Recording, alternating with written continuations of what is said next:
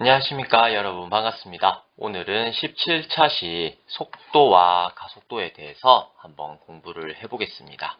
네, 속도와 가속도를 제가 이제 도입하기 전에 포물선 운동을 찾고 있었거든요. 포물선 운동 적당한 게 뭐 있나 한번 보고 있었는데 이제 구글링 해보니까 몽키 헌팅이라고 하는 게 있더라고요. 그래 궁금하니까 들어가 봐야죠. 맞죠? 그래서 이제 보니까 나무에서 떨어지는 원숭이를 잡기 위해서 총을 어떻게 쏴야 하는가 라는 거예요. 그러니까 요렇게 이제 나무가 있으면 거기서 원숭이가 요렇게 있었는데 사람이 이제 총을 갖다가 요렇게 이제 원숭이한테 쏴요. 원숭이한테 이렇게 총을 갖다가 쏘려고 하면 당연히 이제 놀라서 원숭이는 떨어지겠죠. 그죠? 그렇게 될 때 요렇게 이제 원숭이를 겨누고 요렇게 이제 쏘면은 원숭이가 너무 재빠르다 하면은 이제 못 맞추겠죠. 당연히 또 총알은 또 어떻게 날아가요? 요렇게 이제 포물선으로 날아가거든요. 그렇게 될 때 이제 어디에서 이제 만나게 되는 그걸 갖다가 이제 실험을 해보는 게 몽키 헌팅이더라고요. 어쨌든 예, 총알이 날아가는 거는 이제 포물선이다 라고 하는 그 포물선 운동을 찾기 위해서 한번 몽키 헌팅이라고 하는 걸 보도록 하겠습니다.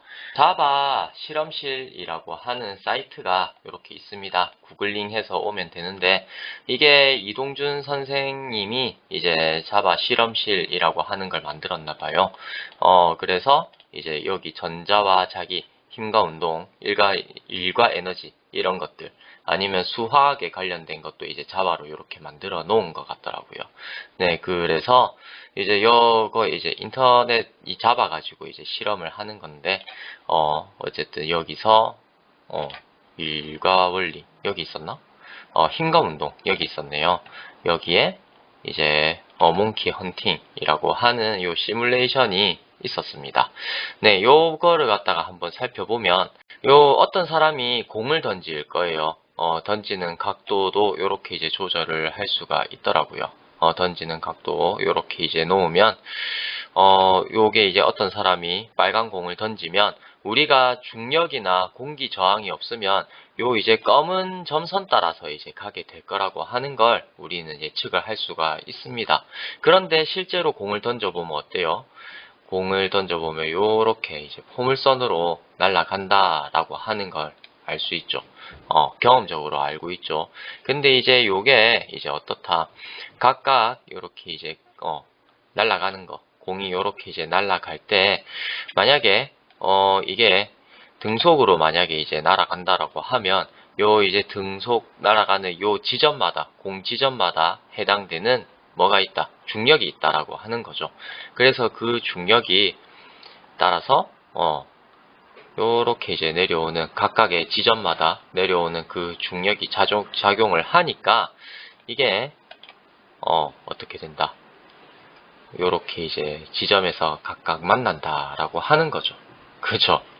이거를 이제 나타나는 이 지점이 어떻게 됩니까? 요 빨간색이 이제 포물선 운동을 하게 되더라 라고 하는 게 요 자바 실험실 통해서 한 요 몽키 헌팅 실험입니다. 포물선 운동. 그 실험실에서 이제 나와 있는 설명인데요. 비스듬히 던진 물체는 특정 곡선을 그리면서 떨어진다. 그 특정한 곡선은 우리가 포물선이다 라는 거예요. 공기와의 마찰이 없는 경우 총알은 등속 직선 운동을 합니다. 요렇게 이제 점선을 따라간다라고 하는 거죠. 그죠? 그런데 이제 지표면에서 운동하는 모든 물체는 중력의 영향을 받죠. 그래서 이제 아래로 떨어지게 됩니다. 요렇게 각각의 이제 등속으로 이제 날아가는 지점마다 전부 다 요렇게 이제 중력을 똑같은 힘으로 이렇게 이제 똑같은 가속도로 이제 작용을 받게 되니까 요렇게 똑같이 이렇게 받게 되니까 이 운동 두 가지가 합해져 가지고 포물선 운동이 된다는 거죠. 왜? 요렇게 이제 공이 날아가다가 여기서는 조금만 영향을 받고 여기서는 많이 영향을 받잖아요. 왜냐하면 시간이 요렇게 이제 흘러가게 되니까 여기 지점에서는 그러니까 이렇게 날아가는 시간 동안 여기는 요만큼 받다가 점점 이제 더 많이 받게 되니까 그렇죠. 요런 식으로 이렇게 날아가다가 점점 더 많이 작용을 받게 되니까 시간이 지나면 이 지점에서는 이만큼의 영향을 더 받게 되니까 나중에 가면 갈수록 이렇게 이제 꼭지점 이렇게 갔다가 극값을 가지다가 떨어지게 되는 이런 포물선 운동을 하게 된다라고 하는 겁니다. 비스듬히 던진 모든 물체는 그렇다는 거예요. 그럴 때 이 포물선 운동식은 우리가 y는 mx-2vx 제곱 g 곱하기 x 제곱 이렇게 이제 나타낼 수 있거든요. 즉 x에 대한 2차 함수다라고 하는 거예요. 그렇게 될 때 각각에 들어가는 상수 m과 g랑 이제 vx 요 값은 이제 처음 던지는 기울기, 그러니까 요렇게 이제 x, y에 대해서 요렇게 이제 점을 던지게 될 때 요만큼, 그러니까 처음 요렇게 이제 내가 던지겠다라고 했으면 이만큼의 각을 세타라고 뒀을 때 탄젠트 세타 값이 m이고, 그리고 요만큼 가게 될 때 x축 처음 던질 때 속력이 수평 방향으로 가해지는 속력, 그걸 우리가 vx라고 하더라고요. 그리고 g는 중력 가속도. 중력 가속도를 구글에 찾아보니까 9.80665라고 하더라고요. 미터 커 세컨즈고. 어쨌든 네, 요렇게 식이 나타나는데 결국 하고 싶은 말은 뭐냐 하면 포물선 운동식은 어떻다? 2차 함수다라고 하는 겁니다. 그렇게 될 때 여기에 있는 점 P가 이제 뭐다? P 점은 x, mx-2vx 제곱분의 g의 x 제곱 요렇게 나타나지죠. 그죠? 요렇게 이제 나타나지는데 이 점이, 그러니까 이 점이 이제 포물선을 따라서 요렇게 이제 움직일 때마다 어떻습니까? 이 점은 수평 방향의 요 x 방향으로 요 가해지는 요 운동과 그리고 y 방향에 가해지는 요 운동이 결합된 거라고 볼 수 있거든요. 이거를 우리가 벡터 합이라고 합니다. 여기서 수학에서는 위치 합이라고 하는데 나중에 기하하면 배우겠지만 위치 벡터가 이제 x 수평 방향에서 가해지는 요 벡터와 y 방향에서 가해지는 요 벡터 사이의 합으로 나타낼 수가 있거든요. 즉 평면 위에 있는 점의 운동은 직선 위의 점의 운동의 벡터 합으로 우리가 나타낼 수 있다라고 하는 겁니다. 그러니까 수평 방향으로 가해지는 게 x 방향에서 이제만 움직이겠죠. 요 점은, 요 벡터는. 그리고 요 벡터는 y 방향으로만 이제 왔다 갔다 할 수 있겠죠. 그 두 개 벡터의 합으로 평면 운동은 이제 나타낼 수가 있기 때문에 이제 뭐다? 우리는 수직선 위에 있는 점의 운동을 분석 이제 해야 나중에 이후 학습에서 평면 운동에 대한 평면 운동을 이제 알아볼 수 있고 분석할 수 있고, 그리고 더 나아가서 이렇게 이제 공간상에 있는 어떤 점의 운동도 이제 우리가 알아볼 수 있을 것이다 라고 하는 겁니다. 네, 짜질구레 설명이 길죠. 그렇습니다. 어쨌든 하고 싶은 말은 그거예요. 우리가 속도와 가속도가 이제 어떻게 되는지 분석을 할 텐데, 그 분석은 일단 시작은 여기서부터 한다는 거예요. 수직선 위에 있는 점의 운동부터 이제 분석을 해야 평면 위에 있는 점의 운동을 분석할 수 있고, 더 나아가서 공간 위에 있는 점의 운동도 분석할 수 있다라고 하는 겁니다. 무슨 말인지 아시겠죠? 네, 그래서 우리는 해야 될 게 뭐다? 수직선 위에 있는 점의 운동을 분석을 할 것이다 라는 겁니다. 그래서 이제 수직선 위를 움직이는 점 P가 있을 때 그 점 P의 속도와 가속도에 대해서 한번 알아볼 거예요. 수직선 위로 움직이는 점 P의 시각 T에서의 위치 X가, X는 FT 이렇게 이제 주어져 있을 때 이렇게 줄 수도 있고 아니면 XT 이렇게 줄 수도 있습니다. 위치를 즉 위치 X는 T에 관한 함수라는 거예요. 네, 그렇습니다. 그렇게 중요한 거는 그 말이에요. X는 T에 관한 함수이다 라는 겁니다. 그래서 쓸 때 이렇게 쓰기도 한다. 어쨌든 시각 T에서 점 P의 속도 V와 가속도 A를 우리가 어떻게 정의를 하느냐 하면 정의를 하는 거예요. V는 어떻게 정의한다? 위치를 미분한 값. 그러니까 F't 요렇게 이제 우리가 속도를 정의를 하고요. 그리고 A는 어떻게 정의를 한다? V를 T에 관해서 미분한 값. 그러니까 V't 요렇게 이제 우리는 가속도를 정의를 합니다. 여기서 이제 정리를 해주면 위치 X를 미분하면 속도가 되고요. 속도 V를 미분하면 가속도가 됩니다. 그때 X, V, A 모두 다 시간 t에 대한 함수다 라고 하는 거고요. 거기에 제가 요렇게 이제 화살표 하나씩 더 빼서 거리와 속력과 가속력을 정의를 하죠. 이게 그냥 그 정의예요. 위치와 속도, 가속도 이거의 크기인 거예요. 그 크기를 우리는 이제 나타내기를 위치는 이제 절대값 x로 나타내고 속력은 절대값 v로 나타내고 가속력은 절대값 a로 나타낸다. 그러니까 힘의 크기는 우리가 이제 절대값을 써서 이렇게 이제 나타낸다 라고 하는 것까지 정리를 해 두시면 됩니다. 제가 전공자가 아니라 갖고 설명이 많이 버벅거리는 거 한번 양해 부탁드립니다. 제가 알고 있는 한에서 설명을 이제 꾸준히 잘 드릴게요.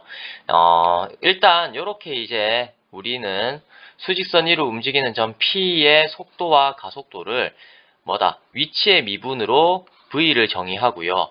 그리고 V의 미분으로 A를 정의합니다. 즉 속도를 미분하면 가속도고요. 위치를 미분하면 속도입니다. 그래서 요 관계도를 여러분들이 이제 알아놓으면 기억하기가 쉬울 거예요. 위치를 미분하면 속도, 속도를 미분하면 가속도, 그리고 각각의 절대값을 씌운 것이 거리와 속력과 가속력이다 라고 하는 걸 정리해 두시면 됩니다. 네, 그러면 이렇게 이제 정의를 하게 된 거에 대해서 설명을 한번 시작해 보도록 하겠습니다. 점 P가 수직선 위로 움직일 때 시각 T에서의 점 P의 위치를 X라고 하면 X는 시각 T에 대한 함수이다. 즉 X는 FT와 같이 나타낼 수 있다 라는 겁니다. 그럴 때 시각 T에서 T 플러스 델타 T, 이때 델타 T는 0이 아닌 값이에요. 즉 음수도 될 수 있고 양수도 될 수 있습니다. T에서 T 플러스 델타 T까지의 점 P의 위치, 근데 뭡니까? 델타 T는 이제 음이 되지는 않겠죠. 우리는 시간이 거꾸로 흐르지는 않잖아요. 그래서 이제 암묵적으로 이제 델타 T는 수학적으로는 이제 음이 되기도 하는데 수학적으로 정의할 때는 델타 T가 음일 수도 있어요. 델타 T가 이제 거꾸로 흐를 수 있는데 델타 T가 변화하게 될 때 우리가 이제 시간이 거꾸로 흐르지는 않으니까 암묵적으로는 0보다 크다라고 하기는 합니다. 어찌됐든 네. 설명이 짜질구레 1이 붙어가지고 죄송합니다. 제 생각은 일단 그래요. 델타 T는 0이 아니다. 이게 좀 더 맞지 않나 생각이 듭니다. 어쨌든 네, 시각 T에서 T 플러스 델타 T까지의 점 P의 위치의 변화량 델타 X는 어떻습니까? 요렇게 쓸 수가 있겠죠. 그렇게 될 때 시각 T에서 T 플러스 델타 T까지의 점 P의 평균 속도는 어떻습니까? 요렇게 쓸 수 있습니다. 즉 평균 속도를 정의를 할 수 있으니까 우리는 뭐 할 수 있다. 순간 변화율도 정의를 한다는 거예요. 평균적으로 이제 평균 속도를 이렇게 이제 정의를 해 놓으니까 그러면 델타 T가 0으로 갈 때 시간이 정말 안 변할 때 작게 변할 때 그때의 순간 변화율은 어떻게 된다? 우리는 시각 T에서의 점 P의 순간 속도 아니면 속도라고 이제 말을 하자라고 합니다. 그래서 이제 속도 V를 어떻게 평균 변화율, 평균 속도의 극한값으로 정의를 하는 거예요. 그래서 어떻게 F'T는 이제 V다. 아니면 dt분의 dx 이거를 우리가 V다 라고 정의를 합니다. 그럴 때 이제 우리가 왜 V를 쓰냐라고 하면 속도를 영어로 하면 velocity라고 하거든요. 그래서 우리는 velocity의 앞글자 V를 따와서 속도는 이제 V라고 정의를 합니다. 물론 이제 이게 V도 T에 대한 함수이기 때문에 요렇게 쓰기도 합니다. 속도를 t에서의 속도를 vt 요렇게 이제 써요. t일 때의 위치는 우리가 이제 ft라고 쓰기도 하지만 xt라고 쓰기도 한다. 요거까지 정리를 해두세요. 그리고 속도 v도 이제 변하겠죠. 시간 t에 대해서. 그래서 이제 시각 t 변할 때마다 그 속도의 순간 변화율을 우리는 시각 t에서의 점 p의 가속도라고 하자라고 합니다. 그리고 보통 우리는 a로 이제 나타낸다라고 되어 있어요. 근데 제가 이 a는 제가 찾아보기 전까지 add velocity인 줄 알았거든요. 가속도 해가지고 그러니까 더하는 건 줄 알았어요. 속도에서 뭐 더하는 거다 add velocity인 줄 알았는데 그게 아니라 알아보니까 acceleration이라고 하더라고요. acceleration 이렇게 이제 읽겠죠. 죄송합니다. 제가 수학이라서 읽지를 못하겠네요. 어쨌든 거기에 있는 가속도의 앞글자 A를 따와서 우리는 이제 가속도를 A라고 이제 표시를 합니다. 가속도 A는 어떻게 V의 극한값 그러니까 속도의 순간 변화율 해가지고 t가 0으로 갈 때 델타 t분의 델타 v 이렇게 이제 나타내고요. 그리고 dt분의 dv 할 수도 있고 이렇게 속도에다가 프라임 씌워가지고도 나타낸다. 어쨌든 속도의 미분값이 미분이 이제 가속도다라고 하는 걸 이제 알아두시면 됩니다. 그리고 이제 표시를 제가 수학에서는 이렇게도 더 표시하거든요. 이계도함수라고 합니다. 이 개념을 이계도함수라 하거든요. 그러니까 도함수를 한 번 더 이렇게 미분했다. 그러면 이계도함수라 하고 이계도함수를 또 한 번 더 미분하면 3계도함수가 되겠죠. 그래서 이렇게 이제 일반적으로 n번 이렇게 미분한 그 값을 우리는 n계도함수 다 하고 표현을 이렇게 합니다. dt제곱분의 d제곱 x 요렇게 이제 그러니까 우리는 x를 두 번 미분했잖아요. 그래서 이제 d의 n제곱에 d의 n 여기에 x 요렇게 하면 n계도함수 x의 n계도함수 요렇게 나타내고 그리고 여기 도함수 나타낼 때 2' 써서 나타내기도 합니다. 어쨌든 그러니까 x의 2'값 위치의 2'값 요게 이제 a이고 아니면 v의 1'값 요게 a다 라고 하는 거 요걸 이제 정리를 해 두시면 되겠습니다. 참고로 볼 만한 게 뭐가 있냐 사실 이게 제일 중요한 건데 수직선 위에 있는 점 P는 이제 위치를 x 그리고 미분하면 v 속도가 되고 또 v를 미분하면 우리가 a가 되는 걸 알 수가 있어요. 그렇죠. 그러니까 위치의 미분값이 v니까 v가 0보다 크냐 0보다 작냐에 따라서 이제 x가 증가하냐 x가 감소하냐 이걸 우리가 파악을 할 수가 있겠죠. 그러니까 앞에서 배웠던 바와 같이 v의 미분값이 x의 미분값이 v가 되니까 v가 0보다 크다. 그러니까 속도가 0보다 크면 점 p는 x가 증가를 하니까 점 p는 양의 방향으로 움직이게 됩니다. 수직선 위를 움직이고 있으니까 여기에 있는 x라고 하는 점은 이제 x가 증가하니까 이 방향 그러니까 양의 방향으로 움직이게 되고요. v가 0보다 작다라고 하면 x가 감소를 하죠. x가 점점 작아지고 있으니까 점 요렇게 이제 p는 어떻게 됩니까? 요 방향으로 가야 되겠죠. 이 방향이 어느 방향이다? 음의 방향이다. 이렇게 이제 정의를 한다는 거예요.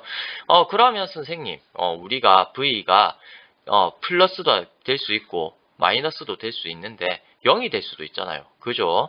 그런 A점에서 T는 A점에서 우리가 V 값이 0이라고 합시다. 그러면 그때는 어떤 상황이냐라고 이제 분석을 하면 이 세 가지 상황 중에 하나란 겁니다. T는 A에서 정지 상태이거나 아니면 정차 후 이전과 같은 방향으로 이동하거나 이렇게 가다가 한번 섰다가 그러니까 이렇게 가다가 한번 섰다가 요 방향으로 한 번 더 가는 그런 상황일 수도 있고, 아니면 이제 운동 방향이 바뀌거나 양의 방향으로 가다가 갑자기 한번 섰다가 음의 방향으로 가는 요런 이제 상황이다. 요 세 가지 상태 중에 하나라는 거예요. 어떤 말인지 아시겠죠? 한 번 더 이야기를 하면 t는 a에서 v 값이 0이다. t가 a에서 v 값이 0이면 t는 a 지점에서 점 p는 정지 상태. 정지 상태라는 말은 위치가 상수함수라는 뜻이고요. 아니면 정차후 이전과 같은 방향으로 이동한다는 말은 t는 a 좌우에서 뭐다? 그러니까 v의 부호가 유지가 되면 이제 정차를 한번 했다가 다시 같은 방향으로 또 간다는 말이고요. 운동 방향이 바뀐다. 이거는 이제 t는 a 좌우에서 f't, 그러니까 v의 부호가 바뀌게 된다는 거죠. 만약에 v가 양이었다가 이제 음이 된다라고 하면 그 점에서 이제 운동 방향이 바뀌게 된다라고 하는 걸 이제 알 수 있을 것이다. 이렇게 이제 분석을 할 수 있다라는 걸로 이제 정리를 해두시면 되겠습니다. 자, 예제 1번을 보겠습니다. 예제 1번을 보면 수직선 위를 움직이는 점 P에 시각 T에서의 위치 X가 이렇게 나와 있습니다. 이렇게 보니까 XT는 3T의 제곱 마이너스 12T 이렇게 쓸 수도 있고요. 그래서 T는 1에서의 속도와 가속도를 우리가 구해봐라 라고 하면 속도는 X를 T에 관해서 미분한 값이니까 이제 6T-12 이렇게 나오고 가속도는 V를 T에 관해서 미분한 값이니까 이제 6이 나오게 되죠. 그래서 T는 1에서의 속도와 가속도는 각각 이제 T에 1을 넣은 그 값이 되니까 넣었을 때 함수 값이니까 뭐다? 마이너스 6이 되고 6이 된다. 이렇게 이제 할 수가 있습니다. 참고로 예제 1에서 점 P가 운동 방향을 바꾸는 시간과 위치를 구해봐라 라고 할 수 있죠. 운동 방향을 바꾸는 건 어느 곳에서 했었어요? 속도가 0인 t에서 운동 방향을 바꿨죠. 정확하게는 속도가 0인 t에서 이제 양이었다 음이 되나, 이걸 아니면 음이었다가 양이 되나, 이거를 이제 관찰을 해야 되는데 관찰하면 그렇게 되는 걸 확인할 수가 있을 거예요. 그래서 이제 V가 0이 되는 곳에서 이제 운동 방향을 바꾸게 되니까 그때의 t 값은 2가 되고 x2 그러니까 이게 0인 걸 찾으면 되잖아요. 6t-12가 0인 걸 찾으면 t는 2가 되고요. 그때의 x 함수 값이 위치가 되니까 여기에다가 2를 갖다가 대입하면 이렇게 마이너스 12이구나. 그래서 요게 마이너스 12이니까 어떻습니까? 처음에 이제 x는 t가 0일 때는 원점에서 출발했죠. 원점에서 출발을 이렇게 하다가 마이너스 12가 되어서는 한번 찍고 정지했다가 운동 방향을 바꿔서 이렇게 이제 다시 증가를 한다라고 하는 걸 알 수가 있습니다. 예제 2번을 보겠습니다. 예제 2번은 수평인 지면으로부터 20m/s의 속도로 수직으로 위로 던져 올린 물체의 t초 후의 높이 x가 요렇다라고 되어 있습니다. 요 지면에서 요 공이 있으면 지면 바로 여기서 퐁 요렇게 위로 쏘아 올렸다. 20m/s로. 그럴 때 이제 위치는 식이 요렇게 이제 된다라고 하는 겁니다. 그렇게 될 때 물체가 최고 높이에 도달할 때까지 걸린 시간과 그때의 높이를 구하세요 라고 되어 있네요. 그러니까 최고 높이에 도달했다 이 말은 뭐겠습니까? 물체가 요렇게 이제 점점 올라가다가 최고 높이에 도달했어요. 그럼 어떻습니까? 운동 방향이 양이었다가 음으로 바뀌게 되겠죠. 양에서 음으로 바뀌게 되는 그 지점에서는 우리는 V가 0인 걸 알 수가 있어요. 그래서 이제 문제를 풀 때 어떻게 한다? 일단 물체의 속도를 구하죠. 미분해서 구하면 그 물체의 속도가 0이 될 때의 t 값을 찾아줍니다.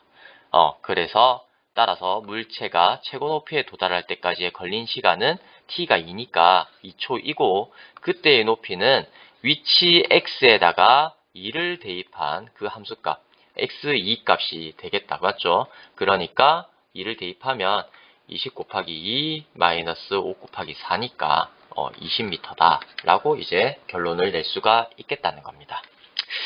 네, 설명이 많이 어려웠으면 죄송합니다. 어쨌든 정리를 하자면요. 제일 중요한 것은 이 부분입니다. 위치를 미분하면 위치 x를 미분하면 속도고, 속도 v를 미분하면 가속도다. 요 표를 잘 기억해 두시면 되겠습니다. 네, 오늘 긴 시간 수고가 많으셨고요. 관련된 문제는 이제 여러분 이제 문제집을 보고 이제 풀면 되겠죠.